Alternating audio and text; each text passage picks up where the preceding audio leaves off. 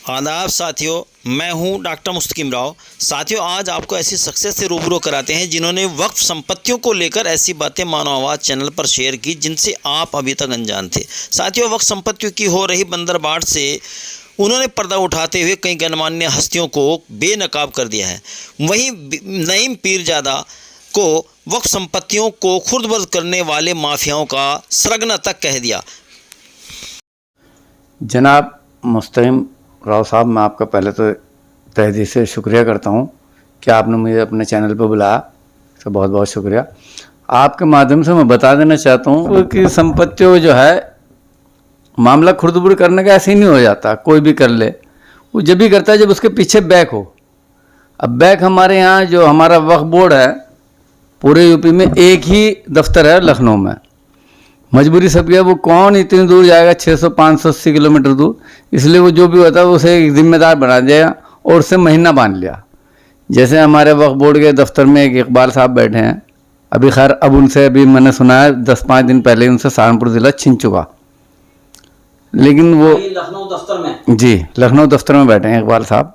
मोहम्मद नईम पीरजादा, वो retire Urdu teacher रहे हैं, उर्दू टीचर थे, अब रिटायर हो चुके। गवर्नमेंट से भी तनख्वाह पाते हैं, अपने दफ्तर भी है, नक्शा और सब कुछ है, बहुत भरपूर उन पर मालोज़र है। और वो मालोज़र कहाँ से आई किसी को नहीं पता। उनका कहना खुद यह है कि भाई मैं सन 68-70 में पंजाब गया था। पंजाब वक्फ बोर्ड में मैं वहाँ रहा, तो मैंने वहाँ से 2-3 महीने नौकरी करी। मैंने वहाँ का जो मामला देखा तो मैं बहुत वहाँ संपत्ति है, और वहाँ तो सारे 47 में मुसलमान भाई गए थे, कुछ इधर आ गए कुछ उधर चले। तो वो जो वक्फ की संपत्तियाँ थीं वो लावारिस पड़ी। तो इन्होंने वहाँ पे लखी शाह में तो अपने बहनोई, अब तो मर गया वो, इनके बहनोई नईम साहब के बहनोई का नाम था रशीद साहब। रशीद वो यहाँ के थे, बिडोली के, जी गंगो से परे, वो चौथाना बिडोली वहाँ के थे। उन्हें वहाँ कब्जा करवाया लखी शाह की दरगाह पे। लखी शाह की दरगाह प्लस दरगाह के बराबर में मस्जिद। लखी शाह दरगाह कौन से जनपद में पड़ती है?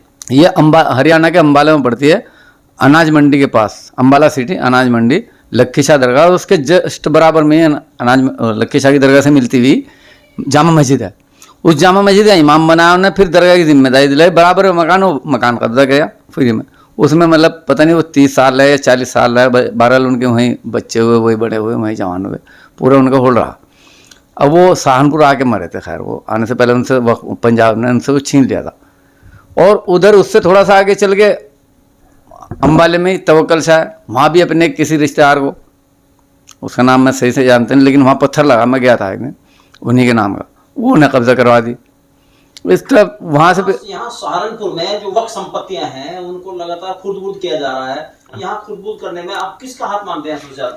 वो वहाँ पे मैं बता रहा हूँ, वो 2-6 महीने उन्होंने वहाँ हुनर लिया और उसके बाद वो कब्जा किया। अब उन्हें महारत हो गई और उन्हें काम का लग, नईम पीरजादा साहब को जब ये महारत हासिल हो गई है, उन्होंने मैं इसमें दक्ष हूँ, कोई दिक्कत नहीं है, तो उन्होंने यहाँ लखनऊ, पंजाब से तो आ गए वो, हरियाणा से, फिर उन्होंने लखनऊ वक्फ बोर्ड में अपनी घुसपैठ बनाई और वहाँ पे उन्होंने मुदाखलत की। और ज़िंदगी में पहली बार वो बता रहे थे, हमारे सहारनपुर के काजी नसीम अख्तर साहब हैं, उनसे मैं एक दफ़ा मिला, नईम साहब ने भेजा था मुझे उनके पास। आप नईम पीरजादा साहब के पास में कुछ करते थे, रहते थे? मेरा बच्चा उनके यहाँ नक्शा काम करता था, तो मैं उस बच्चे को देखने भालने चला जाता था। वो कभी मुझे तकिए में भेज देते, भाई तकिए में प्लाट काट रहा हूँ, वहाँ से देख ले। कभी वहाँ के फ़ोटो ले करके इलाहाबाद भेज दे, इस सब वीडियो बना करके। कई दफ़ा मेरे से भेजा है चोरी छुपे। वो आपके कोई कहीं रिलेशन में भी तो लगते हैं? जी, वो बताते हैं कि रिश्तेदारी में मामू लगते हैं, मामा। उन्होंने मेरे खिलाफ रिपोर्ट भी की थी पिछले साल, तो उसमें भी उन्होंने चौकी इंचार्ज को ये कहा बार बार, भाई मेरा भांजा है मेरा भांजा। मैंने कहा भांजा तो कंस भी हुए मामा, उनका भी भांजा ये था कृष्ण, शिकुन भी मामा हुए। तो मतलब ये थोड़ी कि अगर गलत काम करे तो उनके हम जायज़ के भाई नाजायज़ के भी साथ रहेंगे। इन्होंने कहा कि भाई अरशद तकिए में फोटो है, वहाँ हमारा जाना नहीं होने का। तकिया जो वक्फ संपत्ति है उसके वक्फ नंबर 690 नूर बाखान कब्रिस्तान, सपना टाकी के सामने, खालालमपुरा में। तो वहाँ क्योंकि कबाड़ी पहले से कब्जा किए हुए हैं, कुछ डेंटर पेंटर हैं, कुछ वैसे हैं, तो उनकी चोरी इन्हें वहाँ से फ़ोटो खींचने थे। अब इनकी हिम्मत नहीं होती थी, तो इन्होंने कहा कि अरशद यार तू जा और वहाँ फ़ोटो खींच दे सुबह सुबह। मैं अपने बच्चों को बिठा मोटरसाइकिल पर वीडियो बनाता चला गया, और उनके कहने के मुताबिक मैंने वहाँ इनके हाई कोर्ट के वकील जो भी रहा होगा का, इनके व्हाट्सअप इन्होंने नंबर दिया, उसे भेज दिया। क्या इंटरेस्ट है पैसा? पैसा जनता को गुमराह करके, वक्फ बोर्ड को गुमराह करके, वक्फ बोर्ड उन्हें धुंधला दिखा करके, चमकता सोना और धुंधला करके, अपना चमक तो सोने की खुद रख लें, धुंधलापन होना यानी कोड़ा, जैसे सुनार तराशता है ना, वो तराशने जो बुरादा होता है, बंदर बांट करते हैं आपस में, मेरी भगत कितने बुरादा उसे भेज देता है, बस वो बंदर बांट होती है। मतलब पैसा लेके। अच्छा, ये सुना है कि कुछ प्लॉट उन्होंने काट रखे हैं, प्लॉट पैसे भी ले रखे हैं कुछ। तक में जहाँ तक है 290 प्लाट इन्होंने ज़मीन पे नक्शा, मतलब कागजों में ज़मीन पे वहाँ इनका कब्जा नहीं हुआ, अभी तक वहाँ पहुँचे नहीं पे। जब भी गए इन्हें मार के खानी पड़ी, मुर्गी खानी पड़ी। पिछले साल ये 2021 में, 1.5 साल पहले इनके पास, इनके खिलाफ FIR भी है। शफीक तो इनका जो इन्होंने इस, वो तो 2018 में इनके खिलाफ FIR है, मुकदमा अपराध संख्या 316/2018 2018 में है। उसी के तहत इन पर 2021 में इन्हें उठा लिया गया था पुलिस है। तो शफीक को इन्होंने मुतल्ली बनाया, सचिव बनाया था उस कमेटी का। ये शफीक कौन है? शफीक अंसारी खान आलमपुर में रहता है। खान आलमपुर में रहता जी। तो उसके वहाँ के लोग बहुत खिलाफ हैं, उसे तो 60-40 नाम दिया हुआ है। उसे तो उठा लिया था पुलिस ने, ये भाग गए थे। ये 20-22 दिन अपने घर से लापता रहा है, फिर इन्होंने अपने आप को हॉस्पिटल में दिखा दिया तो ये बच गए थे। लेकिन FIR इनकी कटी हुई थी, इनकी तलाश पुलिस को थी। अब इन्होंने पैसे दे के भारे बार जमानत कराई और किस तरह से वहाँ इन्होंने। तो वक्फ संपत्तियों का नईम पीरजादा साहब से क्या संबंध है? मैं बता रहा हूँ। तो इन्होंने मुझे एक दिन 2021 में नदीम अख्तर, शहर काजी सुल्तान अख्तर के बेटे, उनके पास भेजा कि बेटे एक एप्लीकेशन है, इस पर उनकी सिफारिश लगवा ला। तो जब मैं गया तो नदीम साहब का कहना यह था, नदीम अख्तर साहब का, कि बेटा अरशद तेरा कोई काम है तो बता। नईम तो बहुत बड़ा है, वो माफिया ये है, मेरे बाप ने गलती की थी, सुल्तान अख्तर ने जो इसे वहाँ नक्शा बनाने के लिए 35-40 साल पहले बुला लिया था, इनने सारी संपत्ति हमारी बेच खाई, वक्फ करा दिया। वक्फ कराने वक्फ में वहाँ अधिकारियों से तालमेल करके और सारी संपत्ति में 333 ईदगाह पे किराएदार हैं।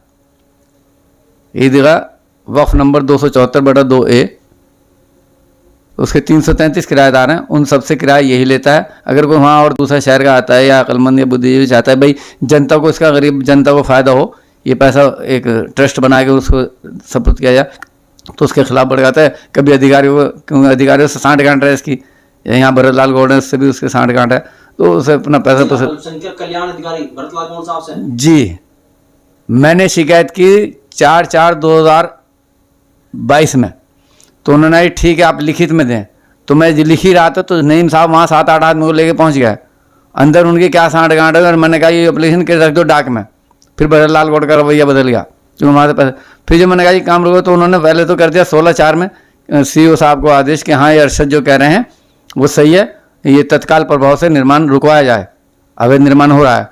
लेकिन फिर जब इनके पास दोबारा पैसे पहुंच गए, नईम साहब ने पहुंचाए, नईम साहब ही देते हैं और क्या, नईम साहब ही वक्फ बोर्ड को भेजते हैं इकबाल साहब के माध्यम से। तो जब पहुंच गए तो उसका 16/8 में आता है, 8/8 में आता है उनका वो एक लिखित बयान कि अरशद वहाँ पे नहीं था और मुझे अजमल अध्यक्ष मिला और उसने कहा कि कोई अवैध निर्माण नहीं हो रहा है। मैंने वहाँ पे सर्वे, मैंने उन्हें लिख करके, दुकानदारों ने 15-20 आदमियों ने साइन करके दिए कि अगर आप यहाँ, पहली बात तो आप यहाँ आए नहीं, अगर आप आए तो आप यहाँ CC कैमरे लगे हुए हैं, इसका दूध पानी का पानी हो जाएगा। आज का फुटेज चेक करा। ये कौन सी जगह की बात कर रहे हैं आप जो ये वक्फ नंबर 242 जिसका मैं मुतवल्ली हूँ, कमेटी का मैं सेक्रेटरी हूँ, सेक्रेटरी पब्लिक मुतवल्ली। मैंने जो अध्यक्ष था नईम साहब का भांजा था अजमल, तो मैंने उसे उसके ना अहलियत की वजह से, ना आने की वजह से, ना कभी मस्जिद में आया, ना कभी किसी मीटिंग में आया। मैं उसके घर जा जाके, उसकी दुकान पे जा जाके, अली की चुंगी पर उसकी दुकान है जूतों की, मैं साइन कराता था मीटिंग हो गए। लेकिन वो कभी नहीं आया मस्जिद पर, ना मौका, ना कभी 2 रुपये उसने दिए। मैं एक दफ़ा गया, भाई 2000 रुपये दे दे, 10,000 का खर्चा है लखनऊ जा, कि जी मेरे पे कुछ नहीं है। तो इसलिए मैंने से उन्होंने जी मैं तो इस्तीफ़ा दे रहा हूँ, उसने इस्तीफ़ा दे दिया था। लेकिन हमने भाई हमारे पे कोई आदमी था, हमने फिर हमें बताया नईम साहब ने कि भाई अगर अकेला आदमी भी रहेगा कमेटी में तो भी वो कमेटी रहेगी, वही मुतवल्ली रहेगा, कोई दिक्कत नहीं, अगर आदमी हट रहा है तो हटने दे। तो मैंने फिर उसको निष्कासित कर दिया था उसकी नाअहलियत देखते हुए। अजमल ने क्योंकि एक जाली मोहर भी बना ली थी। मस्जिद का नाम है मस्जिद कोतवाली कदीम लोहा बाजार। उसने मस्जिद का नाम अपनी मोहर जो बनाई, मोहम्मद अजमल अध्यक्ष मस्जिद लोहा बाजार। पूरे सहारनपुर में कहीं लोहा बाजार मस्जिद नहीं है। और इसलिए मैंने कहा भाई ये तो नाम कुछ और दिया उन्होंने कुछ। हाँ जी, तो इस मैंने फर्जी वो नईम साहब का भांजा है, 12 खून का असर तो आता ही है, वो भी ये करते हैं, उनके बड़े भी ये करते थे। तो उन्होंने मैंने उसे निष्कासित कर दिया था। मुझे CO साहब ने कहा कि जब अध्यक्ष काम नहीं कर रहा तो आप उसे बर्खास्त कर दो कमेटी में। मैंने ठीक है जी, मैंने लेटर लिख करके, हालांकि मेरे पैसे भी उस पर हैं, क्योंकि जो सेक्रेटरी का काम होता है किराया लेना, वो इकट्ठा करना और अध्यक्ष को दे देना। तो अध्यक्ष को मैंने 4-5 दफ़ा पैसे जमा कराए कार्यकाल में, जब तक वो मेरे साथ रहा। वो अभी तक उसने कोई पैसा न जिक्र है, न लेना है, न देना है। वो मस्जिद पे पैसे लगाए, आम आदमी ने लगाए, बेचारे ने राह चलते ने। नईम पीरजादा साहब की ऐसी सी संपत्तियां, वक्फ संपत्तियां कौन कौन सी हैं जिनमें इनका इन्वोल्यूशन है? आपके मुताबिक कौन कौन सी ऐसी संपत्तियां हैं जो आप बता रहे थे अभी? जी, जैसे मुझे पता है जहाँ तक, एक तो 243 हलवा अड्डे में जो शाह हरून साहब का मज़ार है, उसमें इन्होंने 4 साल पहले अपने भांजे को किराए पे दुकान दिलवाई, 500-700 रुपये महीने वक्फ की दुकान, और वो 12-13 महीने रहा, और उसके बाद इन्होंने 6.5 लाख रुपए की दुकानों बेच के भाग गए। नंबर 1। नंबर 2, आपको पता ही है कि ईदगाह जो है, ईदगाह 374/2A, इसमें 333 किराएदार हैं, वो इन्हीं के बनाए हुए, इन्हीं यही किराया लेते हैं। ये किस तरह उसका बंदरबांट करते हैं, वक्फ बोर्ड में देते हैं, अल्पसंख्यक अधिकारी को देते हैं, क्या करते हैं, बाकी सारा पैसा इनके अंदर रह जाता है। Number 2, 374/A Jama Masjid. Number 4, Jama Masjid पुरानी और ईदगाह नई, ईदगाह कदीम और ईदगाह देहात, ये सारी की सारी। और फिर ये वक्फ नंबर 690 कब्रिस्तान नूर बखान खालानमपुरा तकिया, और वक्फ नंबर 260 बसपा कार्यालय के पीछे जनकपुरी चौक, देहरादून चौक पे 242 मेरी मस्जिद, उसमें आकर के इन्होंने एक दुकान बेच दी। सुशील पे 3 दुकानें थी, और भाई 3 दुकानें, 3 का किराया देगा। सुशील आपके किराएदार हैं? कब्जेदार था वहां पर, कब्जेदार अभी तक किराया जी। सुशील सन ऑफ दुर्गा प्रसाद, क्योंकि दुर्गा प्रसाद उसमें किराएदार थे कभी किसी टाइम में। जब वो मर गए तो किराएदारी खत्म। वक्फ का कानून है, जो मर जा तो उसका है तो वो अपने जीते जी अपने बेटे नाम ट्रांसफर करावे, नहीं तो उसका बेटा मरने अपने पिताजी की मृत्यु का सर्टिफिकेट देके अपने नाम ट्रांसफर करावे। ऐसा कुछ नहीं था, वही काबिज चला रहा था सुशील। उस पर 3 दुकानें थी, उसने एक दुकान बेची। मैं कहता हूँ दुकान सुशील ने, हाँ, सुशील को दुकान बेचना क्या रेट है भाई? अगर तुझे दुकान नहीं चाहिए तो मस्जिद कमेटी को दुकान वापस कर दे, मस्जिद अपना चढ़ावे आगे किसी और को दे, या अपने दफ्तर में इस्तेमाल करे। बहरहाल तो देंगे, हम तो देते ही, क्योंकि हमें मस्जिद की आमदनी बढ़ानी थी, या हम दफ्तर का इस्तेमाल करते उसका।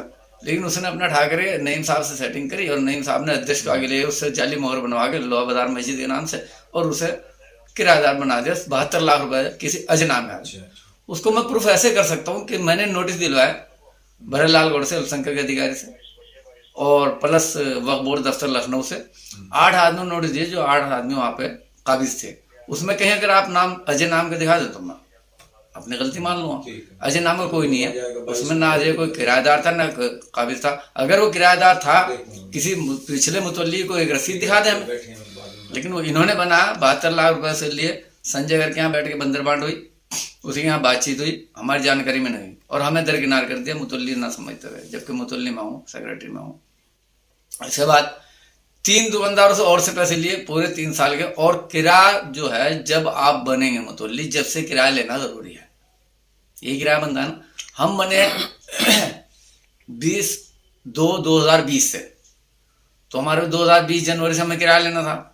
इन्होंने तमाम किराया छोड़ते, जैसे इनके अब्बा की मिरास हो। भाई वक्फ की संपत्ति तो वो मस्जिद का फायदा होता ना, अगर पूरा किराया था। 21 महीनों का किराया, क्योंकि अपना पेट भरना था, अपनी जेब भरनी थी। 21 महीनों का किराया मस्जिद का तो छोड़ दिया उन पर, प्लस मोटी रकम अपनी ले ली कि 72 लाख रुपए वो, और 1.5 लाख रुपए तीनों दुकानदारों से, और लेकर के 77-78 लाख रुपए अपने घर में बैठ के बंदर बांट कर ली। वो किस नाम का पैसा लिया इन्होंने? किस एवज में लिया पैसा वो वाला 72 लाख? एक तो 72 लाख तो लिया, एक दुकान बेची, वक्फ की संपत्ति को नया किराएदार बनाया। कोई किराएदार वहां पे जो अजय नाम का आदमी है, अजय सन ऑफ शांति प्रसाद, वहां कोई ना तो काबिज था वो, ना उसको कोई नाम नोटिस वोटिस है, ना कोई पर्ची है, ना कोई पिछली कोई रसीद है किराएदारी। इसे इन्होंने नया किराएदार बनाया, नहीं जमीन अपनी दुकान हमने दी तुझे, बाकी किराया होगा तेरे पे, और इतने पैसे तू हमें जरे मुबादिल दे। अच्छा, कुछ इस तरह की बातें भी सामने आ रही है कि इन्होंने जिला अल्पसंख्यक कल्याण अधिकारी द्वारा, मान लिया डीएम साहब के नाम से, किसी उच्च अधिकारी के नाम से, कुछ इस तरह का भी ऐसा है। 2016 में 5 मई 2016 में इन्होंने मेरे से पैसे लिए थे तकिए में प्लाट देने के लिए। तो मैंने इसे चेक दिया था इनके बेटे को, सलमान को, 30,000 का। फिर 30,000 रुपये उन्होंने कैश लिए थे 15 दिन बाद। 60,000 रुपये तो मेरे से लिए थे। तो इसी तरह इन्होंने सब लोगों से वहां से पैसे लिए। अगर इन्होंने दिए हैं डीएम साहब को या अल्पसंख्यक अधिकारी साहब को, अपने घर से नहीं दिए, 290 किराएदार बनाए, उनसे 3.5-4 करोड़ रुपए इकट्ठा किया, उसमें 20-30-50 लाख 80 लाख चले गया, कोई दिक्कत नहीं। बोर्ड में किसको चला गया होगा वो? ये मैंने अभी ऐसा हुआ कि पिछले अभी 7-8 महीने पहले जो एक आपने देखा जामा मस्जिद ठीक सामने चांद प्लास्टिक वाले से पहले जो मस्जिद है वक्फ 322 वक्फ नंबर 322 मार्केट बन रही थी, तो पिलर खड़े हो रहे थे, तो मुझे पता चला कि भाई वक्फ की संपत्ति, मैंने वहां जाके रोका, तो सचिन राज नागपाल गुरुद्वारे के पास उसकी चक्की है, बड़े इमामबाड़ा के पास उसका घर है, तो मैंने उसे कहा, मैंने भाई ये कौन है? कि ये राज नागपाल। मैंने राज नागपाल वक्फ की संपत्ति कैसे ले ला? कि वो तो मदरसे से रसीद कटवा दी। तो वहां मुझे विशेष सूत्रों से ज्ञात हुआ है कि मदरसों को तो दोनों दिए इन्होंने 5-5 लाख रुपए रसीद कटवा दी सचिन के नाम, और इन्होंने लिए 85 लाख रुपए, जिसमें सरफराज साहब भी मुलविस हैं और नईम साहब दोनों। इन्होंने 85 लाख रुपए उससे लिए सचिन से, उससे कहा तू बेफिक्र रहो, मार्केट तू ही बना, तू अपना कमा खा, हम तो ऐसे वक्त के तौर पर ले रहे हैं, और बाकी तू अपना करोड़ों कमा, ये रसीद हम तेरी कटवा देंगे। तो मैंने जब वहां आ गए उसे रोका, भाई ये कैसे बना कि ये हमने, उन्होंने लिया, मैंने कि ली होगी, उसे बुला के, उसके बाप की जा थोड़ी है। तो मैंने हंगामा किया, तो भरत लाल गौड़ गाड़ी लेकर के वहां आए, अखबार में फोटो है बाकायदा, मैं आपको दिखा दूंगा, भरत लाल गौड़ से बात होते हुए। तो मैंने भाई क्या, अरे भैया तुम कैसे विधन डालो, तुम मार, तो मस्जिद मैंने, मेरी मस्जिद का कोई सी भी है, मेरी मस्जिद 242 है, लेकिन मैं वक्फ का एक सिपाही हूँ, छोटा सा सही, गरीब सही, लेकिन मैं वक्फ हित में काम करूँगा। ये संपत्ति आप इसे कैसे बेच रहे हैं? अगर देनी है तो आप किसी मुसलमानों को वैसे आवंटित करें जो हक है गरीबों का, खुले में बोली करें, खुले में बोली करें। तो उसने कहा भाई ये तो पैसे गए हैं, और कैसे भाई डीएम साहब भी लेते हैं, हम लेते हैं, हमें देना पड़ता। तो आप डीएम साहब पर डायरेक्ट आरोप लगा रहे हैं, और वहां चुप हो गया, गाड़ी लेके भाग गया। तो इनसे पता चला था कि डीएम साहब को भी या तो सिर्फ बदनाम कर रहे हैं, या भाई वो जानते हैं इनका क्या मामला है, उन्हें मुलविस कर रहे हैं ये लोग।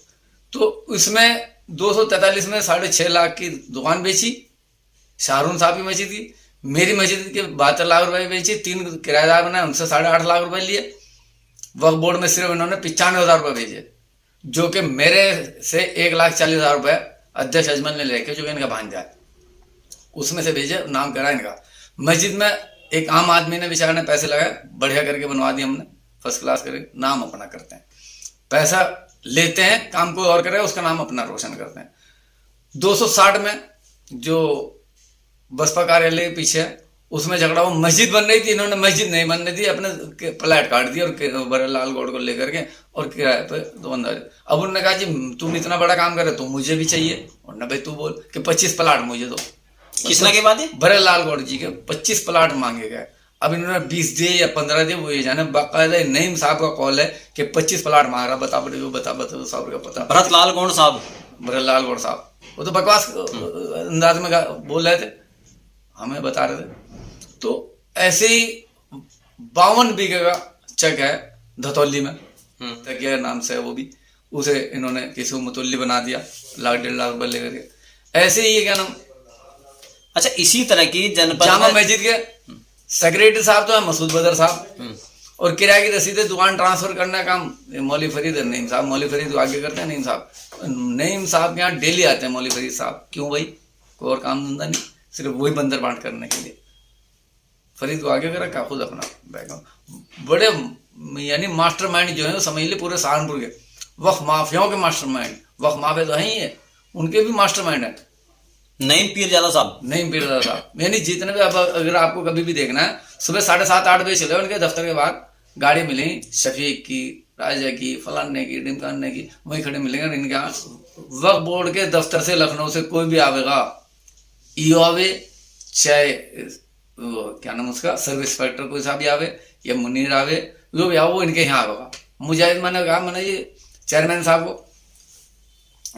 को मैंने सर मुझे इससे दिक्कत है, जो भी आता है इकबाल साहब आते हैं इनके पास आते हैं, और जो कुछ लिखते हैं वो लिख के ले आते हैं। तो उन्होंने महीना मांग रखा इनका, तो कहने लगे आपको एतराज है मुझे लिख कर दें। मैंने चेयरमैन साहब को लिख के दे दिया, तो उन्होंने ठीक है जी, जफर फारूकी साहब को, तो उन्होंने नया बच्चा भेजा, वो मुजाहिद। तो उन्होंने भाई मैंने कहा कि मुजाहिद आएगा और वो आपको कॉल कर लिया। मैंने ठीक है, उसका नंबर मैंने लिया वहीं से बोल, जब मैं सहारनपुर आया तो मैंने 2 जुलाई को वो आया, तो मैंने तो फोन किया भाई कहाँ गया, मैं जामा मस्जिद पहुंचा। तो जामा मस्जिद जो वो है मुजम्मिल साहब मोहसिन, उनसे मनाया कि हाँ वक्फ बोर्ड से आए हुए हैं आदमी, लेकिन वो नईम साहब के यहाँ बैठ जाओ आप यहाँ। मैंने फिर चेयरमैन साहब को लिखा अपने व्हाट्सएप पे, मैंने सर ये तो ये भी वहीं गया, तो फायदा क्या है? तो नईम साहब कहेंगे वो फिर बहुत देर में भाई मैं यहाँ हूँ कि जा रहा हूँ आ रहा हूँ। नईम साहब यहाँ बैठ के उन्हें पूरी, यानी मुझे तो फाइल का सर्वे नहीं करने दिया रहा, फाइल का मुआयना नहीं करने दिया रहा। इकबाल साहब ने फाइल छुपा रखी है, अरशद जो उनका वो असिस्टेंट, उसे मना किया कि कोई साइल है, उसे मना किया कि फाइल नहीं। तो मैंने अरशद खान है समाजवादी के सचिव साहब, उनसे मैंने सिफारिश लगाई थी पिछले साल 6 जून को, तो 26 जून को, तो उन्होंने भी लेटर लिख के भेजा चेयरमैन साहब। तो चेयरमैन साहब को फिर मैंने एप्लीकेशन दी उस लेटर के साथ। चेयरमैन साहब ने आदेश कर दिए, जफर फारूकी साहब ने वो ऑफिस नहीं आए, मैं उनकी कोठी पे गया, वहीं पास में उनकी कोठी है, तो उन्होंने आदेश कर दिया कि जाओ आप सर्वे कर लो। उन्होंने लिखा भाई ये मुतवल्ली है, इनसे फीस लेकर के सर्वे करा दें, मुआयना करा दें, सर्वे करा मुआयना करा दें।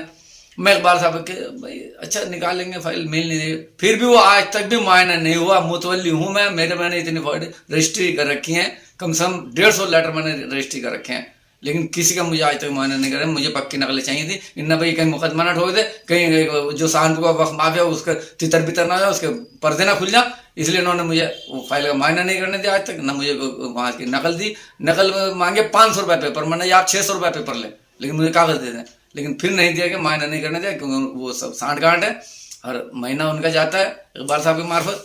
तो वक्फ बोर्ड उत्तर प्रदेश जो है उसको आप क्या समझते हैं, क्या भूमिका उसकी रहती है? मैं ये समझता हूँ वक्फ बोर्ड उत्तर प्रदेश जो है पूरे यूपी का, वो वक्फ बोर्ड नहीं है, वो सिर्फ नईम साहब की उंगली पर नाचने वाली एक नचली। जो वो कहते हैं कि जो नईम साहब, मेरे पास व्हाट्सअप आई हुई है, मैंने निकाल रखा है उसका प्रिंट। इकबाल साहब कि आप नईम साहब से कहिए, जो नईम साहब कहेंगे वो यहाँ वो लिखा जाएगा है। तो मैंने कहा जी मुआयना करा दें। चेयरमैन साहब के कहने के बावजूद, उनके आदेश हैं मेरे पास, उस लेटर पे एप्लीकेशन पे अरशद खान के लेटर जाने के बाद मैं एप्लीकेशन जो दी तो उस पर उन्होंने आदेश कर दिया कि हाँ भाई ने माना। उसके बाद भी मुझे आज तक माना नहीं हुआ, 9-10 महीने हो गए इस बात को भी। वरना मैं दावे के साथ कहता हूँ अल्लाह से तौबा करके कि अगर मैं हटुआ नहीं, जहां तक भी होगा मैं हटूंगा नहीं इंशाल्लाह। मैं चाहे कितनी भी कोशिश कर लें पैसे वाले, मैं दावे के साथ कहता हूँ जो गरीबों का आगा वो गरीबों को मिला। 50 गज के टुकड़े इन्होंने तो ये 60,000 लाख 1.5 लाख रुपए लेकर गए थे, और आज तक नहीं मिले। मैं इंशाल्लाह दावे के साथ हूँ फ्री दूंगा सबको, फ्री। क्या 67,000 रुपए 1.5 लाख रुपए ले रखे इन्होंने प्लॉट के? 1,60,000, 60,000, 90,000, 50,000, 25,000, 30,000। कितने प्लॉट बेच रखे इन्होंने? 290 प्लाट दे रखे हैं और 290 नहीं है। 290 प्लाट दे रखे हैं और 290 नहीं है। इन्होंने जो लिस्ट देखी है मेरे पास वो लिस्ट है।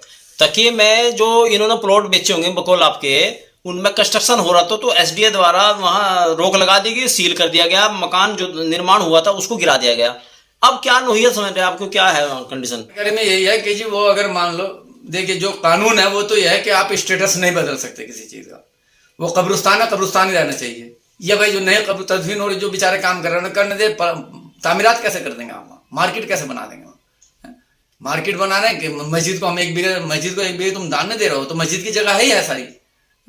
हम वो इस्लामी शबाना तो पहले बहुत बड़ा बना हुआ है, फिर इस्लामी शबाना ही दिया। इस्लामी शबाना कहाँ बनाएंगे आप एक साल में? ये सिर्फ बेचने का उनका हुनर है।